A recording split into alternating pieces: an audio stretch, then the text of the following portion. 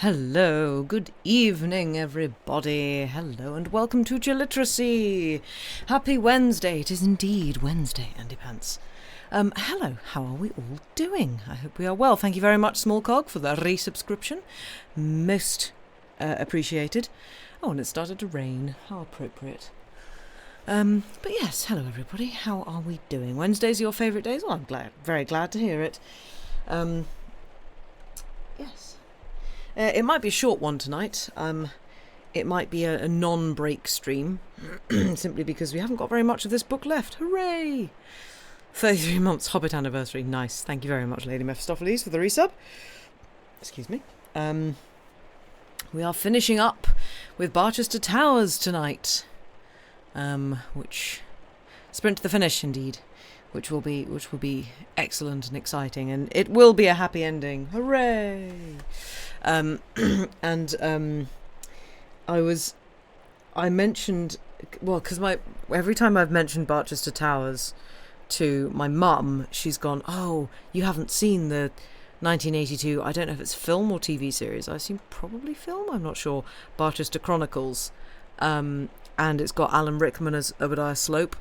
And I was like, oh no, I haven't. And then I just before tonight, I've just been looking up a couple of clips, and oh my god, he is odious. Oh, I hate it. But very, very well done. And I saw that I found the scene where Madeline is basically just like raking him across the coals with the whole sort of like, oh, well, when are you marrying Mrs. Bold? And of course Slope's just been decidedly rejected by her, and she does it so well. I think I looked it up, it was Susan Hampshire as Madeline Neroni, who is just great. Like her sort of her delivery of all the lines, I'm like, yeah, that's exactly how I would have imagined it. I'm just asking innocently. You can imagine he'd be very good. He is excellent. He's excellent at sort of, he seems to get that kind of like, Slope is flying by the seat of his pants. Like he is making things up on the fly. He absolutely knows that he can easily get caught in like a corner, but he's going to slime his way through this as well as he possibly can. And it's just, oh god, it's just like, yeah, oh, it's awful, but so good. It's just like, oh, I hate you. You are just like the most like, oh yeah. Anyway, so I feel like we shall have to try and find that somewhere, and watch it. You miss Alan Rickman. We all miss Alan Rickman. He was an astonishingly good actor, and apparently a nice guy. But yeah, he's very, very good. Like hair properly like slicked back and everything, and it's just like, oh dear, I don't like this man. Get him away. So yes. But yes. Yeah, I hope we've had a decent week so far. Excuse me. Oh. I had a stupid weekend, in a good way, but it was a very ridiculous weekend. I had 3 concerts in 2 days, 2 of which were solo recitals, one of which was a duo recital with a trombonist friend of mine, and 2 of them were in the incredibly named The Grand Shaft in Dover, which is a triple spiral staircase, the only one of its kind in the UK. It's very cool and acoustically very interesting.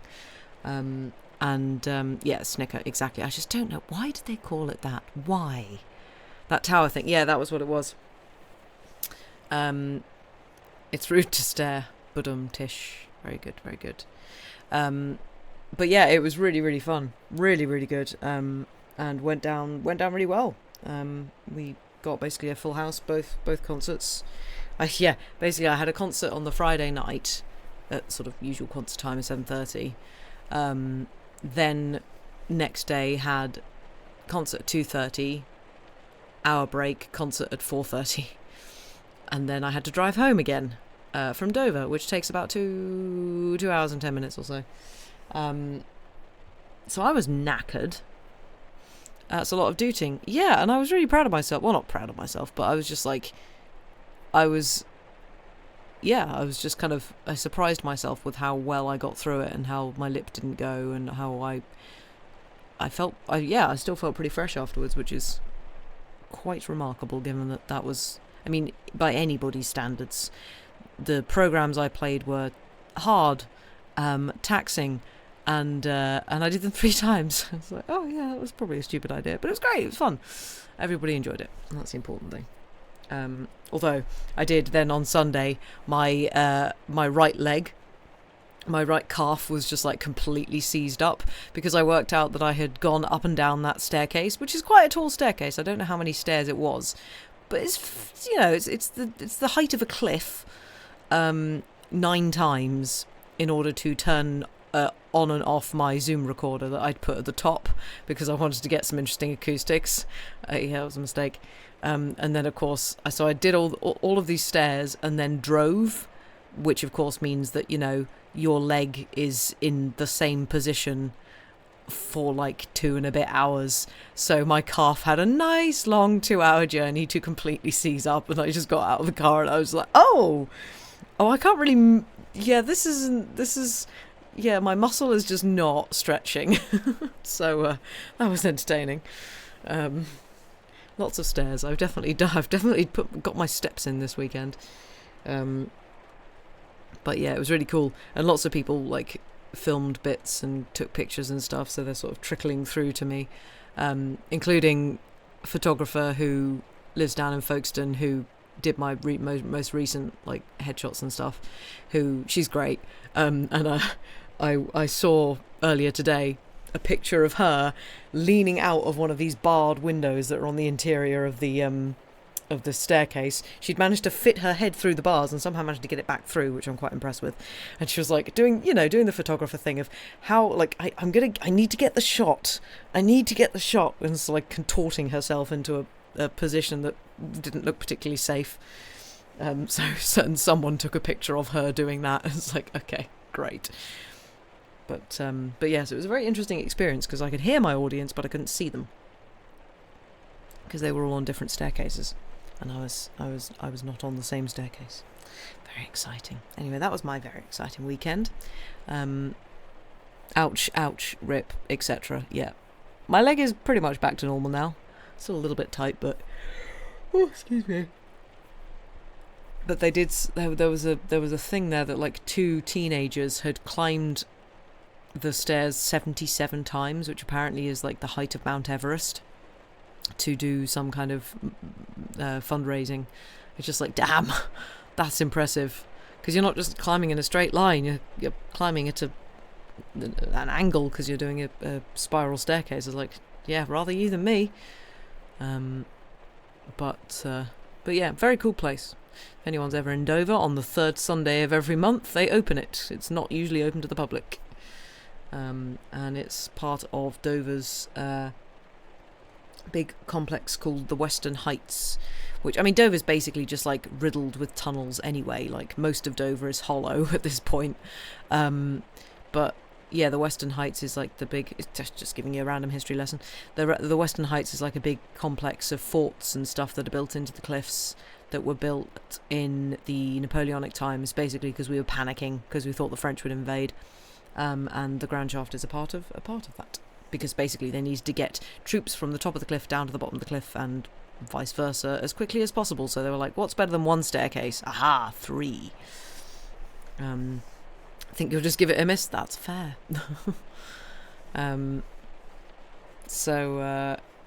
Yes.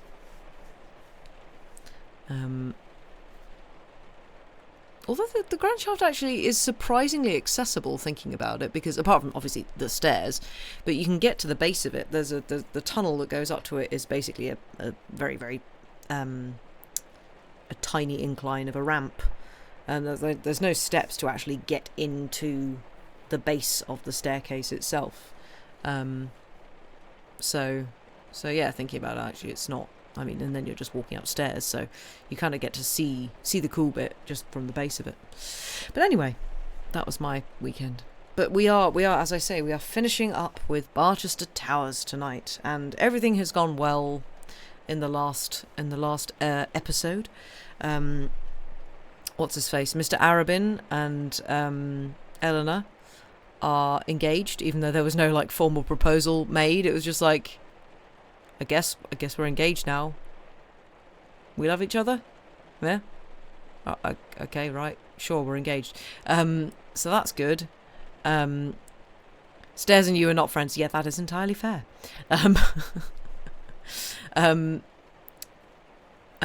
Yeah, so they're engaged. Yay. And Dr. Grantley and Mr. Harding, Eleanor's dad, was offered the deanery, which is kind of a surprise, and he was just like, oh, I can't possibly accept that, no.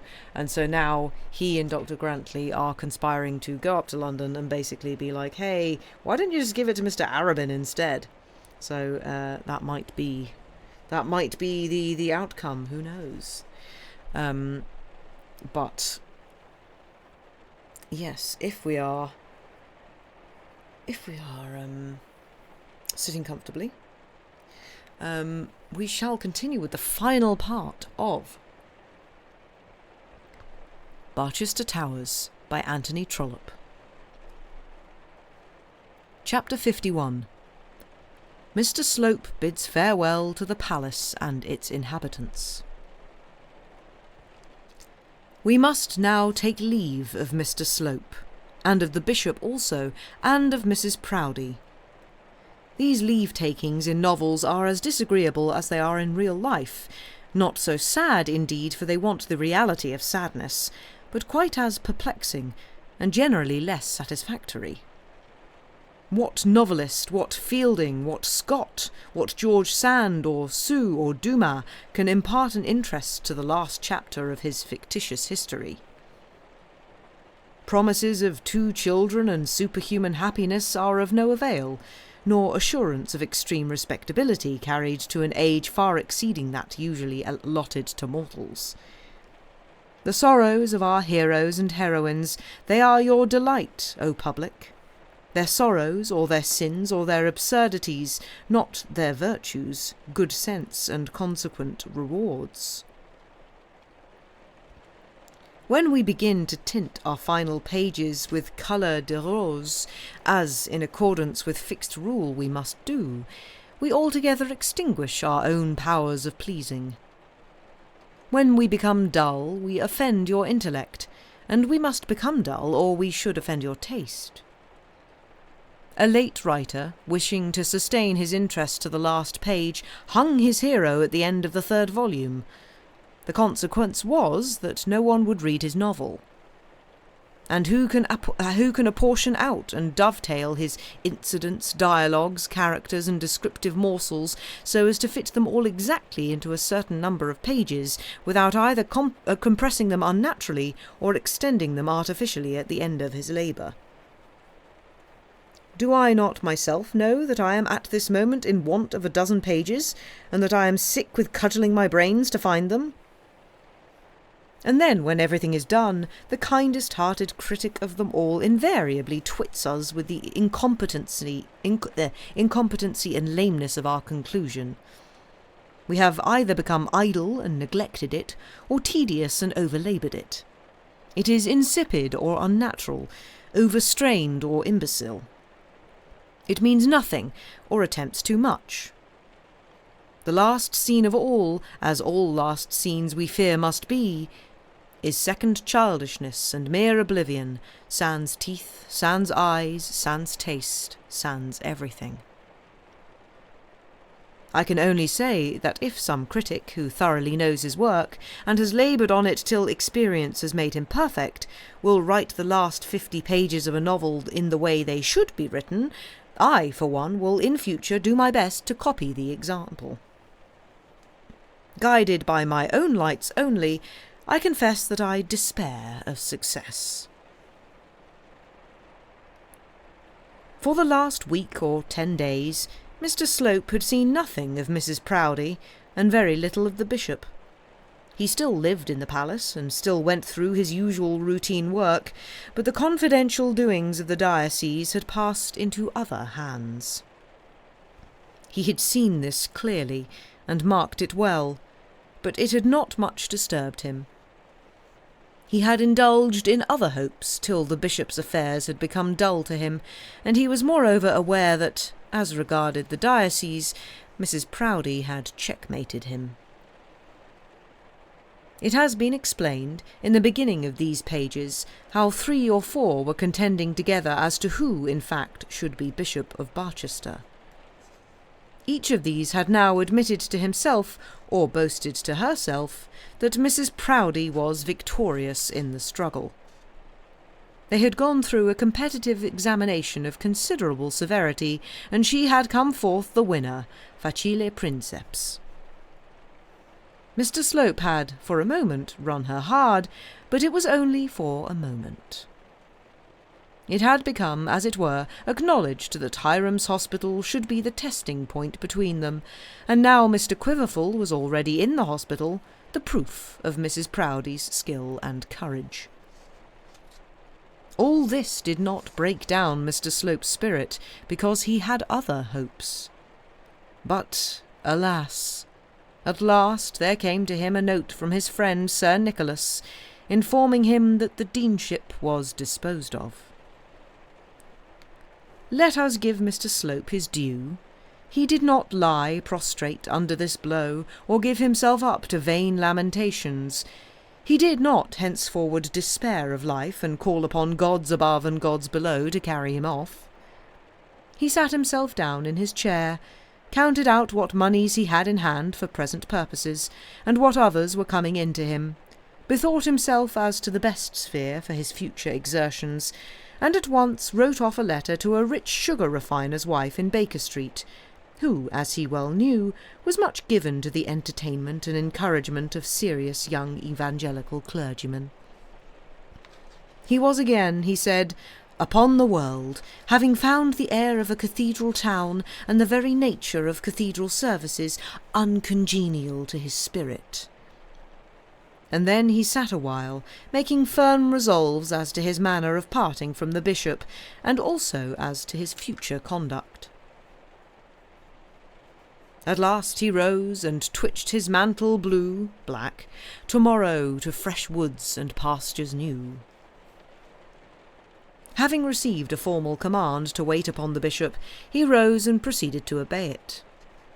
He rang the bell and desired the servant to inform his master that if it suited his lordship, he, Mr. Slope, was ready to wait upon him. The servant, who well understood that Mr. Slope was no longer in the ascendant, brought back a message, saying that his lordship desired that Mr. Slope would attend him immediately in his study. Mr. Slope waited about 10 minutes more to prove his independence, and then he went into the bishop's room. There, as he had expected, he found Mrs. Proudie, together with her husband. "Mr. Slope, pray take a chair," said the gentleman bishop. "Pray be seated, Mr. Slope," said the lady bishop. "Thank ye, said Mr. Slope, and walking round to the fire, he threw himself into one of the armchairs that graced the hearthrug. "Mr. Slope," said the bishop, "it has become necessary that I should speak to you definitively on a matter that has for some time been pressing itself on my attention." "May I ask whether the subject is in any way connected with myself?" said Mr. Slope. "It is so, certainly. Yes, it certainly is connected with yourself, Mr. Slope." "Then, my lord, if I may be allowed to express a wish, I would prefer that no discussion on the subject should take place between us in the presence of a third person." "Don't alarm yourself, Mr. Slope," said Mrs. Proudie. "No discussion is at all necessary. The bishop merely intends to express his own wishes." "I merely intend, Mr. Slope, to express my own wishes. No discussion will be at all necessary," said the bishop, reiterating his wife's words. "That is more, my lord, than we any of us can be sure of," said Mr. Slope. I cannot, however, force Mrs. Proudie to leave the room, nor can I refuse to remain here if it be at your lordship's wish that I should do so." "It is his lordship's wish, certainly," said Mrs. Proudie. "Mr. Slope," began the bishop in a solemn, serious voice, "it grieves me to have to find fault. It grieves me much to have to find fault with a clergyman, but especially so with a clergyman in your position." "Why, what have I done amiss, my lord?" demanded Mr. Slope boldly. "What have you done amiss, Mr. Slope?" said Mrs. Proudie, standing erect before the culprit and raising that terrible forefinger. "Do you dare to ask the bishop what you have done amiss? Does not your conscience—" "Mrs. Proudie, pray let it be understood once for all that I will have no words with you." "Ah, sir, but you will have words," said she. "You must have words. Why have you had so many words with that Signora Neroni? Why have you disgraced yourself, you a clergyman too, by constantly consorting with such a woman as that, with a married woman, with one altogether unfit for a clergyman's society?" "At any rate, I was introduced to her in your drawing-room," retorted Mr. Slope. "And shamefully you behaved there," said Mrs. Proudie, "most shamefully. I was wrong to allow you to remain in the house a day after what I then saw. I should have insisted on your instant dismissal." "I have yet to learn, Mrs. Proudie, that you have the power to insist either on my going from hence or on my staying here." "What?" said the lady. "I am not to have the privilege of saying who shall and who shall not frequent my own drawing-room? I am not to save my servants and dependents from having their morals corrupted by improper conduct? I am not to save my own daughters from impurity? I will let you see, Mr. Slope, whether I have the power or whether I have not. You will have the goodness to understand that you no longer fill any situation about the bishop, and as your room will be immediately wanted in the palace for another chaplain, I must ask you to provide yourself with apartments as soon as may be convenient to you." "My lord," said Mr. Slope, appealing to the bishop and so turning his back completely on the lady, "will you permit me to ask that I may have from your own lips any decision that you may have come to on this matter?" "Certainly, Mr. Slope, certainly," said the bishop. "That is but reasonable. Well, my decision is that you had better look for some other preferment. For the situation which you have lately held, I do not think that you are well suited." "And what, my lord, has been my fault?" "That Signora Neroni is one fault," said Mrs. Proudie, "and a very abominable fault she is, very abominable and very disgraceful. Fie, Mr. Slope, fie! You an evangelical clergyman indeed!" "My lord, I desire to know for what fault I am turned out of your lordship's house." "You hear what Mrs. Proudie says," said the bishop.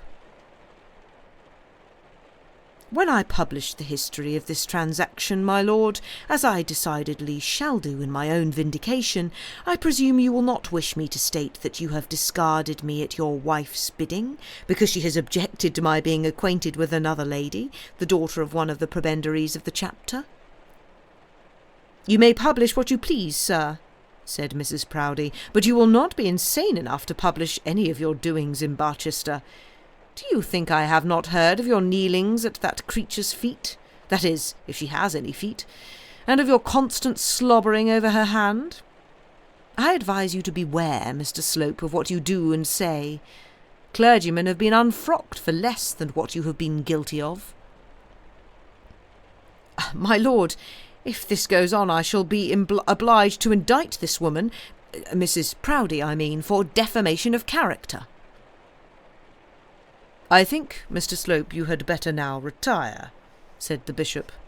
I will enclose to you a cheque for any balance that may be due to you, and under the present circumstances it will of course be better for all parties that you should leave the palace at the earliest possible moment. I will allow you for your journey back to London, and for your maintenance in Barchester for a week from this date. If, however, you wish to remain in this neighbourhood, said Mrs. Proudie, and will solemnly pledge yourself never again to see that woman, and will promise also to be more circumspect in your conduct, the bishop will mention your name to Mr. Quiverful, who now wants a curate at Puddingdale. The house is, I imagine, quite sufficient for your requirements, and there will, moreover, be a stipend of £50 a year. May God forgive you, madam, for the manner in which you have treated me, said Mr. Slope, looking at her with a very heavenly look. And remember this, madam, that you yourself may still have a fall. And he looked at her with a very worldly look. As to the bishop, I pity him. And so saying, Mr. Slope left the room. Thus ended the intimacy of the Bishop of Barchester with his first confidential chaplain. Mrs. Proudie was right in this, namely that Mr. Slope was not insane enough to publish to the world any of his doings in Barchester. He did not trouble his friend Mr. Towers with any written statement of the iniquity of Mrs. Proudie or the imbecility of her husband. He was aware that it would be wise in him to drop, for the future, all allusions to his doings in the cathedral city. Soon after the interview just recorded, he left Barchester, shaking the dust off his feet as he entered the railway carriage, and he gave no longing, lingering look after the cathedral towers as the train hurried him quickly out of their sight. It is well known that the family of the Slopes never starve. They always fall on their feet like cats, and let them fall where they will, they live on the fat of the land. Our Mr. Slope did so. On his return to town he found that the sugar refiner had died, and that his widow was inconsolable, or, in other words, in want of consolation. Mr. Slope consoled her, and soon found himself settled with much comfort in the house at Baker Street. He possessed himself also, before long, of a church in the vicinity of the New Road, and became known to fame as one of the most eloquent preachers and pious clergymen in that part of the metropolis. There let us leave him. Of the bishop and his wife very little further need be said. From that time forth nothing material occurred to interrupt the even course of their domestic harmony. Very speedily a further vacancy on the bench of bishops gave to Dr. Proudie the seat in the House of Lords, which he at first so anxiously longed for. But by this time he had become a wiser man. He did certainly take his seat, and occasionally registered a vote in favour of government views on ecclesiastical matters, but he had thoroughly learned that his proper sphere of action lay in close contiguity with Mrs. Proudie's wardrobe. He never again aspired to disobey, or even seemed to wish for autocratic diocesan authority. If ever he thought of freedom, he did so as men think of the millennium, as of a good time which may be coming, but which nobody expects to come in their day. Mrs. Proudie might be said still to bloom, and was at any rate strong, and the bishop had no reason to apprehend that he would be speedily visited with the sorrows of a widower's life. He is still Bishop of Barchester. He has so graced that throne that the government has been averse to translate him, even to higher dignities. There may he remain, under safe pupillage, till the newfangled manners of the age have discovered him to be superannuated, and bestowed on him a pension. As for Mrs. Proudie, our prayers for her are that may she live for ever. Chapter 52. The new dean takes possession of the deanery and the new warden of the hospital. Mr. Harding and the Archdeacon together made their way to Oxford, and there, by dint of cunning argument, they induced the Master of Lazarus also to ask himself this momentous question: why should not Mr. Arabin be Dean of Barchester? He, of course, for a while tried his hand at persuading Mr. Harding that he was foolish, over-scrupulous, self-willed and weak-minded, but he tried in vain. If Mr. Harding would not give way to Dr. Grantley, it was not likely he would give way to Dr. Gwynne, more especially now that so admirable a scheme as that of inducting Mr. Arabin into the deanery had been set on foot.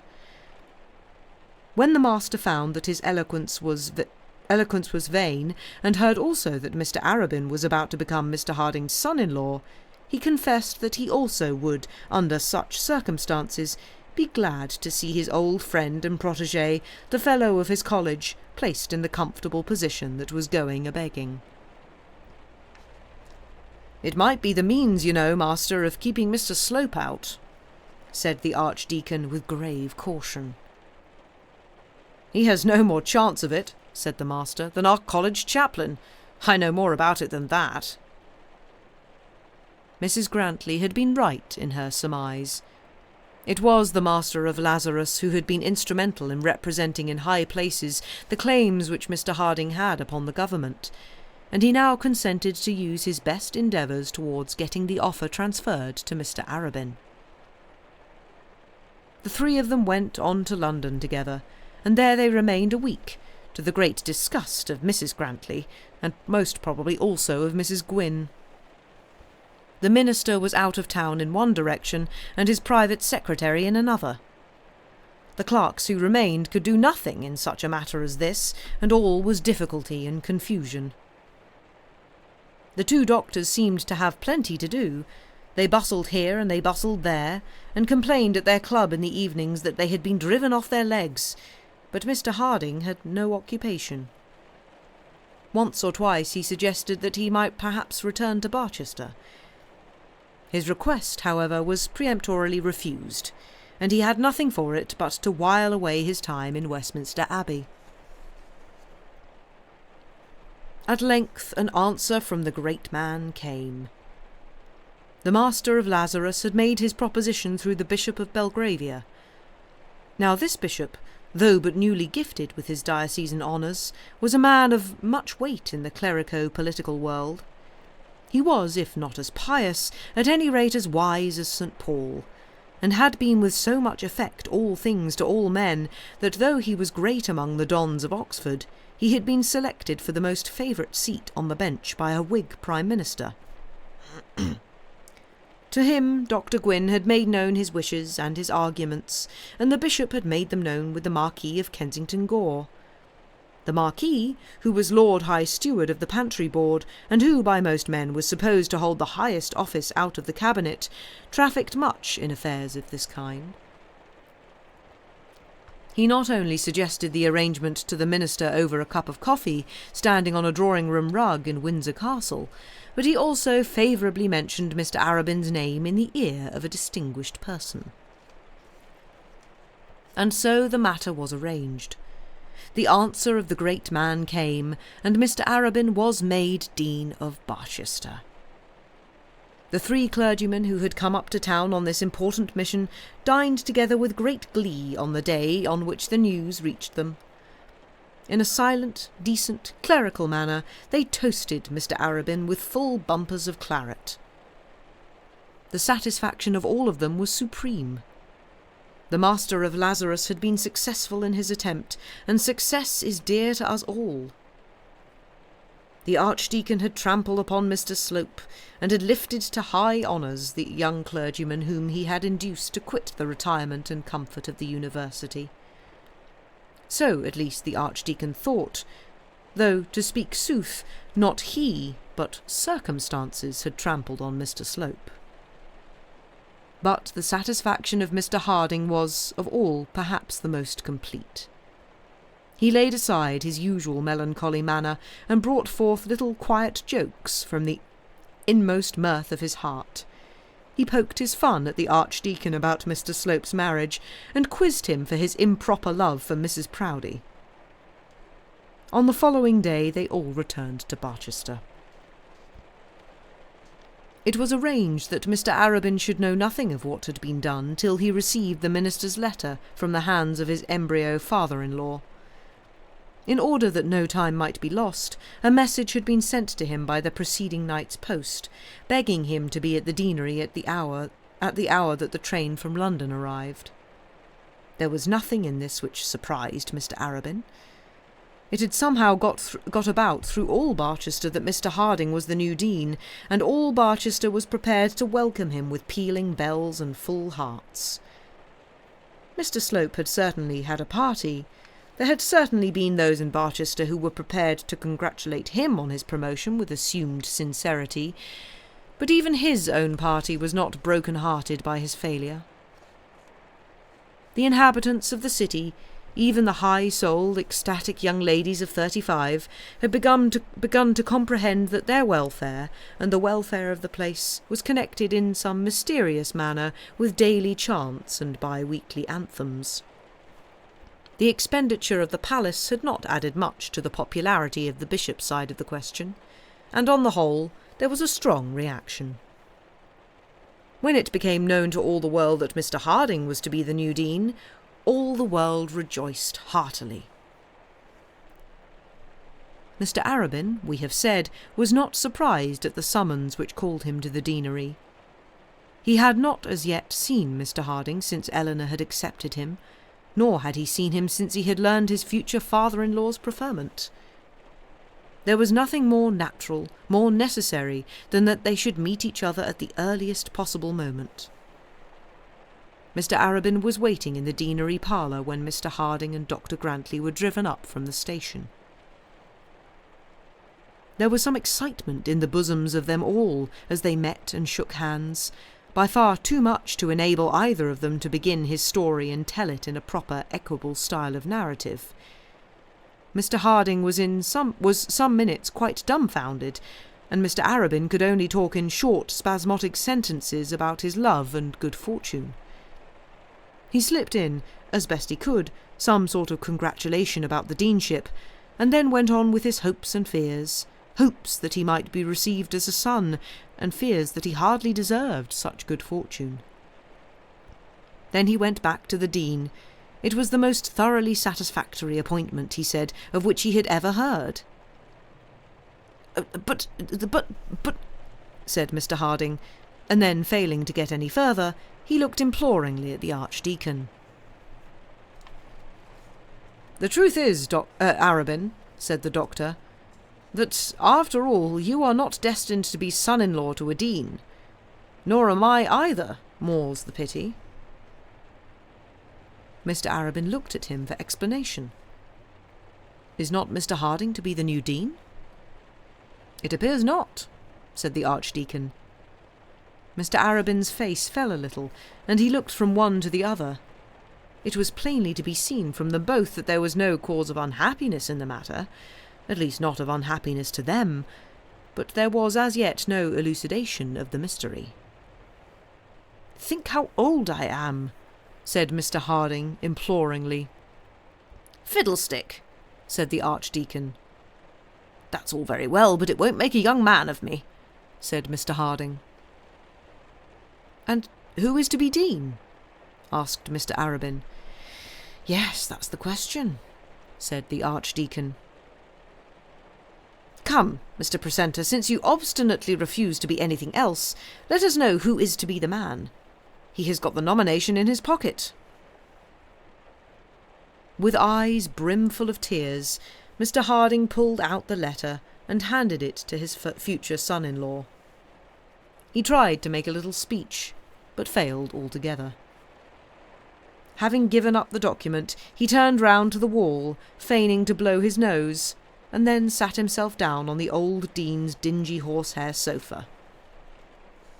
And here we find it necessary to bring our account of the interview to an end. Nor can we pretend to describe the rapture with which Mr. Harding was received by his daughter. She wept with grief and wept with joy. with grief that her father should, in his old age, still be without that rank and worldly position which, according to her ideas, he had so well earned, and with joy in that he, her darling father, should have bestowed on that other dear one the good things of which he himself would not open his hand to take possession. And here Mr. Harding again showed his weakness. In the melee of this exposal of their loves and reciprocal affection, he found himself unable to resist the entreaties of all parties that the lodgings in the High Street should be given up. Eleanor would not live in the deanery, she said, unless her father lived there also. Mr. Arabin would not be dean unless Mr. Harding would be co-dean with him. The Archdeacon declared that his father-in-law should not have his own way in everything, and Mrs. Grantley carried him off to Plumstead, that he might remain there till Mr. and Mrs. Arabin were in a state to receive him in their own mansion. Pressed by such arguments as these, what could a weak old man do but yield? But there was yet another task which it behoved Mr. Harding to do before he could allow himself to be at rest. Little has been said in these pages of the state of those remaining old men who had lived under his sway at the hospital. But not on this account must it be presumed that he had forgotten them, or that in their state of anarchy and in their want of due government he had omitted to visit them. He visited them constantly, and had latterly given them to understand that they would soon be required to subscribe their adherence to a new master. There were now but 5 of them, one of them having been but quite lately carried to his rest, but 5 of the full number, which had hitherto been 12, and which was now to be raised to 24, including women. Of these, old Bunce, who had for many years been the favourite of the late warden, was one, and Abel Handy, who had been the humble means of driving that warden from his home, was another. Mr. Harding now resolved that he himself would introduce the new warden to the hospital. He felt that many circumstances might conspire to make the men receive Mr. Quiverful with aversion and disrespect. He felt also that Mr. Quiverful might himself feel some qualms of conscience if he entered the hospital with an idea that he did so in hostility to his predecessor. Mr. Harding therefore determined to walk in arm with Mr. Quiverful, and to ask from these men their respectful obedience to their new master. On returning to Barchester, he found that Mr. Quiverful had not yet slept in the hospital house, or entered on his new duties. He accordingly made known to that gentleman his wishes, and his proposition was not rejected. It was a bright, clear morning, though in November, that Mr. Harding and Mr. Quiverful, arm in arm, walked through the hospital gate. It was one trait in our old friend's character that he did nothing with parade. He omitted, even in the more important doings of his life, that sort of parade by which most of us deem it necessary to grace our important doings. We have housewarmings, christenings, and gala days. We keep, if not our own birthdays, those of our children. We are apt to fuss ourselves if called upon to change our residences, and have almost all of us our little state occasions. Mr. Harding had no state occasions. When he left his old house, he went forth from it with the same quiet composure as though he were merely taking his daily walk. And now that he re-entered it with another warden under his wing, he did so with the same quiet step and calm demeanour. He was a little less upright than he had been 5 years, nay, it was now nearly 6 years ago. He walked perhaps a little slower. His footfall was perhaps a thought less firm, otherwise one might have said that he was merely returning with a friend under his arm. This friendliness was everything to Mr. Quiverful. To him, even in his poverty, the thought that he was supplanting a brother clergyman so kind and courteous as Mr. Harding had been very bitter. Under his circumstances it had been impossible for him to refuse the proffered boon. He could not reject the bread that was offered to his children, or refuse to ease the heavy burden that had so long oppressed that poor wife of his. Nevertheless, it had been very grievous to him to think that in going to the hospital he might encounter the ill will of his brethren in the diocese. All this Mr. Harding had fully comprehended. It was for such feelings as these, for the nice comprehension of such motives, that his heart and intellect were peculiarly fitted. In most matters of worldly import, the Archdeacon set down his father-in-law as little better than a fool. And perhaps he was right. But in some other matters, equally important if they be rightly judged, Mr. Harding, had he been so minded, might with as much propriety have set down his son-in-law for a fool. Few men, however, are constituted as was Mr. Harding. He had that nice appreciation of the feelings of others which belongs of right exclusively to women. Arm in arm they walked into the inner quadrangle of the building, and there the 5 old men met them. Mr. Harding shook hands with them all, and then Mr. Quiverful did the same. With Bunce, Mr. Harding shook hands twice, and Mr. Quiverful was about to repeat the same ceremony, but the old man gave him no encouragement. "I am very glad to know that at last you have a new warden," said Mr. Harding in a very cheery voice. "We be very old for any change," said one of them, "but we do suppose it be all for the best." Certainly it is for the best," said Mr. Harding. You will again have a clergyman of your own church under the same roof with you, and a very excellent clergyman you will have. It is a great satisfaction to me to know that so good a man is coming to take care of you, and that it is no stranger, but a friend of my own, who will allow me from time to time to come in and see you." "We be very thankful to your reverence," said another of them. "I need not tell you, my good friends," said Mr. Quiverful, "how extremely grateful I am to Mr. Harding for his kindness to me. I must say his uncalled-for, unexpected kindness." "He be always very kind," said a third. "What I can do to fill the void which he left here, I will do. For your sake and my own I will do so, and especially for his sake.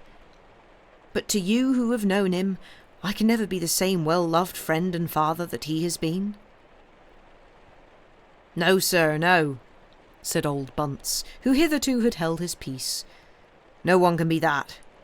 Not if the new bishop sent a hangle to us out of heaven. We doesn't doubt you'll do your best, sir, but you'll not be like the old master, not to us old ones." "Fie, Bunce, fie! How dare you talk in that way?" said Mr. Harding, but as he scolded the old man, he still held him by his arm and pressed it with warm affection. There was no getting up any enthusiasm in the matter. How could 5 old men tottering away to their final resting-place be enthusiastic on the reception of a stranger? What could Mr. Quiverful be to them, or they to Mr. Quiverful? Had Mr. Harding indeed come back to them, some last flicker of joyous light might have shone forth on their aged cheeks, but it was in vain to bid them rejoice because Mr. Quiverful was about to move his 14 children from Puddingdale into the hospital house. In reality they did no doubt receive advantage, spiritual as well as corporal, but this they could neither anticipate nor acknowledge. It was a dull affair enough, this introduction of Mr. Quiverful, but still it had its effect. The good which Mr. Harding intended did not fall to the ground. All the Barchester world, including the 5 old bedesmen, treated Mr. Quiverful with more respect because Mr. Harding had thus walked arm in arm with him on his first entrance to his duties. And here in their new abode we will leave Mr. and Mrs. Quiverful and their 14 children. May they enjoy the good things which Providence has at length given to them.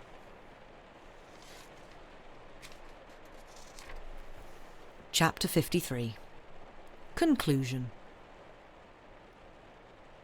The end of a novel, like the end of a children's dinner party, must be made up of sweetmeats and sugar plums. There is now nothing else to be told but the gala doings of Mr. Arabin's marriage, nothing more to be described than the wedding dresses. No further dialogue to be recorded than that which took place between the archdeacon who married them and Mr. Arabin and Eleanor who were married.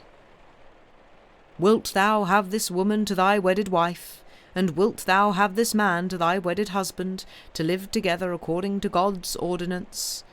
Mr. Arabin and Eleanor each answered, I will. We have no doubt that they will keep their promises, the more especially as the Signora Neroni had left Barchester before the ceremony was performed. Mrs. Bold had been somewhat more than 2 years a widow before she was married to her second husband, and little Johnny was then able with due assistance to walk on his own legs into the drawing-room to receive the salutations of the assembled guests. Mr. Harding gave away the bride, the Archdeacon performed the service, and the 2 Miss Grantleys, who were joined in their labours by other young ladies of the neighbourhood, performed the duties of bridesmaids with equal diligence and grace. Mrs. Grantley superintended the breakfast and bouquets, and Mary Bold distributed the cards and the cake. The Archdeacon's 3 sons had also come home for the occasion.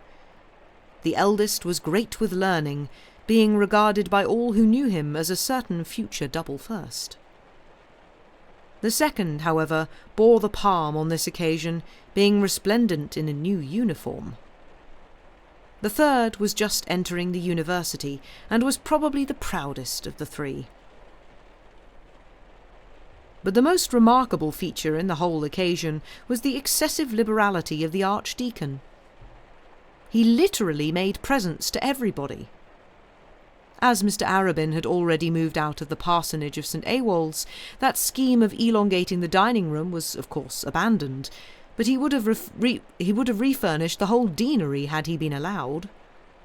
He sent down a magnificent piano by Erard, gave Mr. Arabin a cob which any dean in the land might have been proud to bestride, and made a special present to Eleanor of a new pony chair that had gained a prize in the exhibition.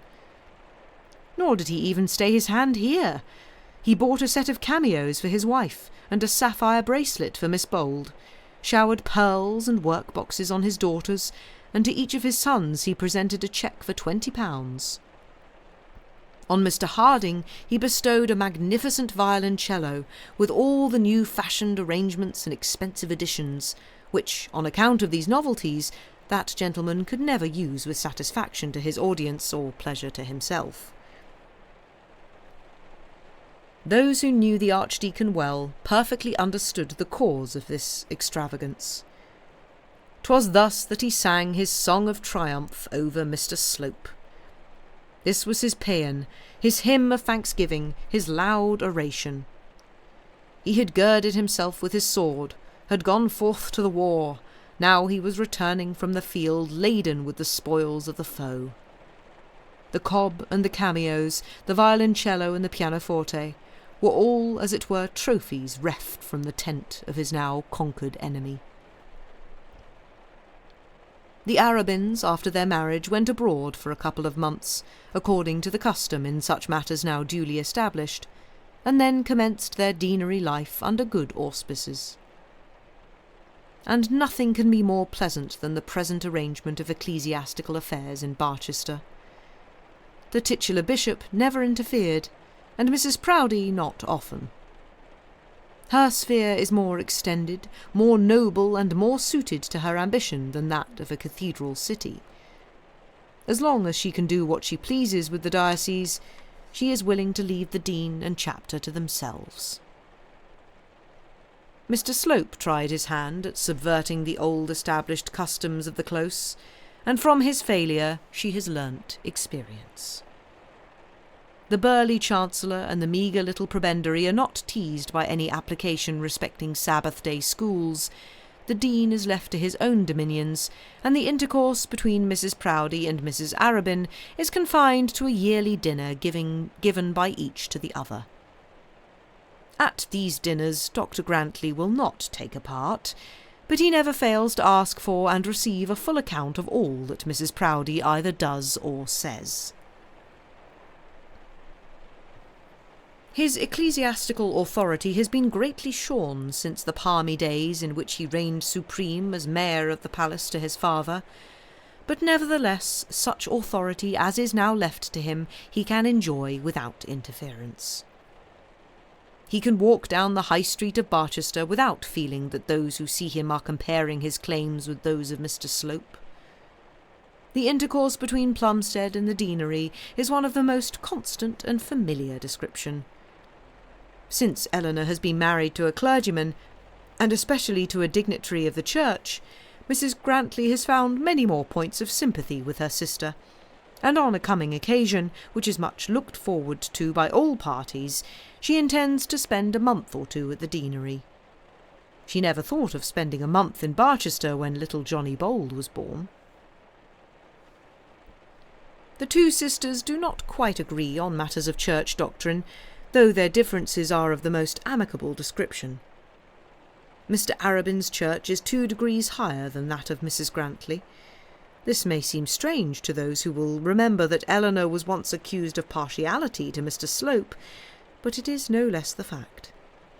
She likes her husband's silken vest. She likes his adherence to the rubric.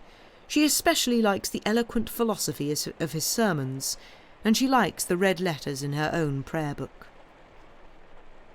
It must not be presumed that she has a taste for candles, or that she is at all astray about the real presents, but she has an inkling that way. She sent a handsome subscription towards certain very heavy ecclesiastical legal expenses which have lately been incurred in Bath, her name of course not appearing. She assumes a smile of gentle ridicule when the Archbishop of Canterbury is named, and she has put up a memorial window in the cathedral. Mrs. Grantley, who belongs to the High and Dry Church, the High Church as it was some 50 years since, before tracts were written and young clergymen took upon themselves the highly meritorious duty of cleaning churches, rather laughs at her sister. She shrugs her shoulders and tells Miss Thorne that she supposes Eleanor will have an oratory in the deanery before she has done. But she is not on that account a whit displeased. A few high church vagaries do not, she thinks, sit amiss on the shoulders of a young dean's wife. It shows, at any rate, that her heart is in the subject, and it shows, moreover, that she is removed, wide as the poles asunder, from that cesspool of abomination in which it was once suspected that she would wallow and grovel. Anathema Marantha. Let anything else be held as blessed, so that be well cursed. Welcome kneelings and bowings, welcome matins and complines, welcome bell, book and candle, so that Mr. Slope's dirty surplices and ceremonial Sabbaths be held in due execration. If it be essentially and absolutely necessary to choose between the two, we are well inclined to agree with Mrs. Grantley that the bell, book and candle are the lesser evil of the two. Let it, however, be understood that no such necessity is admitted in these pages. Dr. Arabin, we suppose he must have become a doctor when he became a dean, is more moderate and less outspoken on doctrinal points than his wife, as indeed in his station it behoves him to be.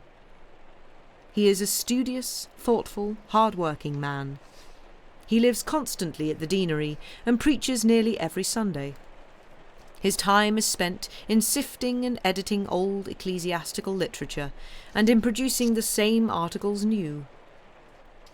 At Oxford he is generally regarded as the most promising clerical ornament of the age.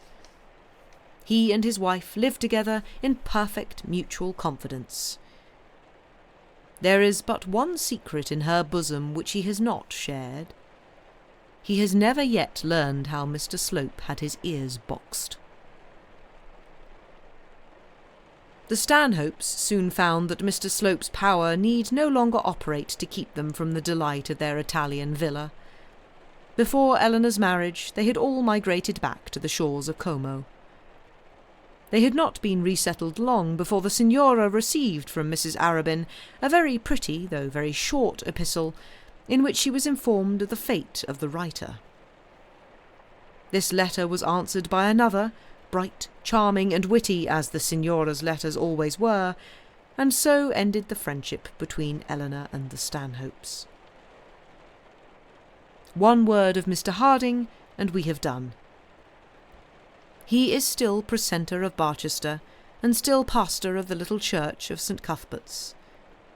In spite of what he has so often said himself, he is not even yet an old man.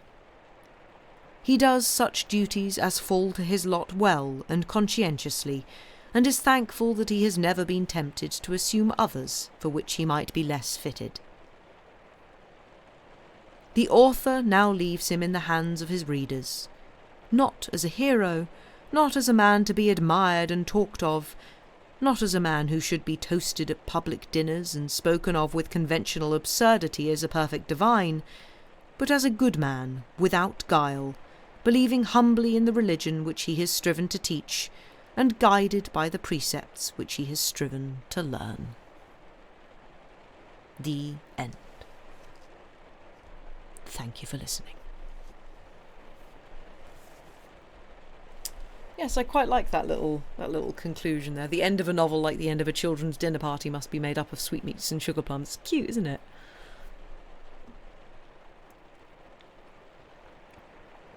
Everything worked out right in the end. So yeah, that were Barchester Towers, that were. I hope you all enjoyed it. I certainly did. That was quite fun. I do quite like some of the names in that as well.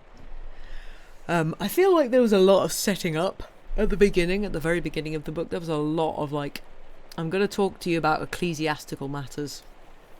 That kind of thing is just like, here's how the church works. Which felt a bit much, but you know, I guess if you're going to set up churchy things, then you probably should, like, you know, set them up properly, I guess. But yes, that was Barchester Towers. Took slightly longer than I anticipated. Didn't realise it was going to be that long a book. Apologies. It's not the Count of Monte Cristo, so not as long as 32 parts. But yeah, still a good book. I did enjoy that. It's fairly light, and we stand Madeline Neroni. She's a bit of a legend, I think. It was delightful. Yes, indeed. I'm going to go on. Oh, excuse me. Oh. But yes. I don't think I shall raid. Bit tired, voice is a bit but yeah, in theory, Sam should be back on Saturday for some more Three Men on the Bummel, I believe. I don't even know what part we're on. I think we're still on part 4 because he didn't do one last week. I'm not sure. And then, in theory, I shall be back on some short stories from next Wednesday. Yeah, it's part 4, yeah. If Sam fancies, you know, cracking out a longer novel, but we will discuss that amongst ourselves. So we shall see what happens next Wednesday. And yeah, we might possibly do maybe a Chilitra tea or a Talking Over the Games, do a bit more Tiny Bookshop or something on Monday, maybe. We shall see. It'd be quite nice to do a bit more of that. But yes. Apologies for the slightly shorter stream, but you know, we didn't have that much book to get through. So yeah, I thank you all very much for being here indeed. I hope you enjoyed Barchester Towers. And we shall see you back on Saturday, in theory. So yeah, go take care of yourselves, and we shall see you soon. Thank you very much, and good night. Bye.